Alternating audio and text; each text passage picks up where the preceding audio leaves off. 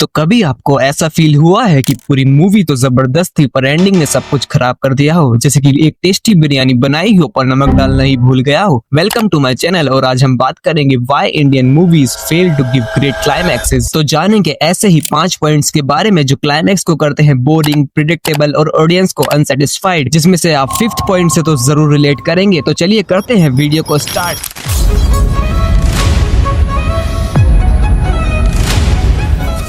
Indian cinema दुनिया का सबसे बड़ा फिल्म इंडस्ट्री है क्वांटिटी के मामले में और पैशन में भी। हर साल हजारों मूवीज बनती हैं, हिंदी, तमिल, तेलुगु, मलयालम और दूसरी लैंग्वेजेस में भी। इनमें से काफी मूवीज का फर्स्ट हाफ और मिडिल पोर्शन तो काफी इंगेजिंग होता है, लेकिन क्लाइमैक्स तक आते आते रश्ड, ओवर द टॉप या फिर इलॉजिकल फील होता है। लेकिन ऐसा होता क्यों है?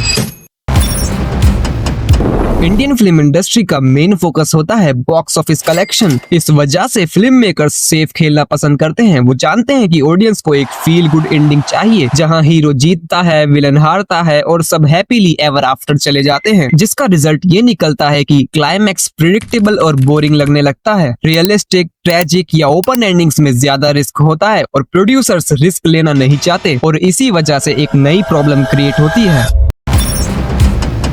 मोस्ट ऑफ द फिल्म्स एक ही टिपिकल फॉर्मूला फॉलो करती है, जिसमें से सबसे पहले तो हीरो को इंट्रोडक्शन होता है, उसे प्यार होता है, विलन की एंट्री होती है, कन्फ्लिक्ट होता है, फिर हीरो का कमबैक होता है और आखिर में जैसे तैसे हीरो जीत ही जाता है। अब इस स्ट्रक्चर में क्लाइमैक्स का स्पेस ही छोटा रह जाता है, वो बस एक एक्शन सीक्वेंस या मेलोड्रामा बन के रह जाता है। कोई साइकोलॉजिकल डेप्थ, मोरल डिलेमा या फिलोसॉफिकल एंड नहीं हो पाता।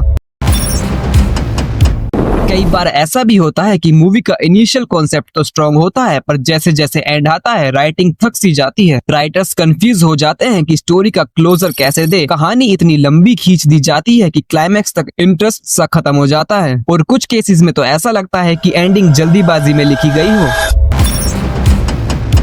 इंडियन ऑडियंस ट्रेडिशनली इमोशनल और ड्रामेटिक स्टोरी टेलिंग पसंद करती है, इसीलिए फिल्म मेकर्स उनकी एक्सपेक्टेशंस को मीट करने के चक्कर में क्रिएटिव रिस्क नहीं लेते। जैसे हॉलीवुड या कोरियन फिल्म्स में complex, dark, open ended endings common है। इंडियन फिल्म्स में वो सिर्फ नीश ऑडियंस के लिए ही बनाई जाती है, जिसमें से आप ऋतिक रोशन की वॉर का ही एग्जाम्पल उठा के देख लो। हाई बजट एक्शन फिल्म थी लेकिन क्लाइमैक्स काफी प्रिडिक्टेबल था। या फिर ब्रह्मास्त्र को ही उठा लो, विजुअल अमेजिंग थे, कंसेप्ट भी यूनिक था, पर एंडिंग में सब कुछ रश्ड फील होता है। लेकिन इन सब से भी बड़ी एक प्रॉब्लम जो इंडियन फिल्म्स के क्लाइमैक्स को काफी प्रिडिक्टेबल फील कराती है और वो है इंडियन फिल्म्स में स्टोरी से ज्यादा इंपॉर्टेंट होता है स्टार की इमेज। अगर कोई फिल्म SRK, सलमान, प्रभास या थलापति विजय जैसे सुपरस्टार्स के अराउंड बन रही है तो क्लाइमैक्स उनकी इमेज के हिसाब से लिखा जाता है, ना कि स्टोरी के लॉजिक के हिसाब से। ये स्टार्स हर फिल्म में जीतने चाहिए, पावरफुल दिखने चाहिए और ऑडियंस को क्लैप वर्दी मोमेंट भी देने चाहिए, जिसका रिजल्ट ये निकलता है कि चाहे स्टोरी कुछ भी डिमांड करे, एंडिंग में हीरो को जीतना ही पड़ता है। ये अप्रोच क्रिएटिविटी को किल कर देता है और क्लाइमैक्स एक प्रिडिक्टेबल फैन सर्विस बन के रह जाता है, जिसके सबसे बड़े एग्जाम्पल है जवान, लियो, पुष्पा 2, सिकंदर और हाल ही में रिलीज हुई सनी पाजी की जाट मूवी भी। तो ये तो थी वो 5 बड़ी प्रॉब्लम्स कि क्यों इंडियन फिल्म्स के क्लाइमैक्स अक्सर फेल हो जाते हैं। लेकिन ऐसा भी नहीं है कि हमारी इंडस्ट्री में टैलेंट ही नहीं हो। मूवीज जैसे दंगल, 3 इडियट्स या दृश्यम ने दिखा रखा है कि हम वर्ल्ड क्लास क्लाइमैक्स भी बना सकते हैं, बस थोड़ी सी रिस्क लेनी होगी, ऑडियंस को अंडर एस्टिमेट करना बंद करना होगा और स्टोरी पे फोकस करना होगा। बाकी तुम्हें क्या लगता है, इंडियन फिल्म्स के क्लाइमैक्सेस कैसे बेटर किए जा सकते हैं? कमेंट्स में जरूर बताना।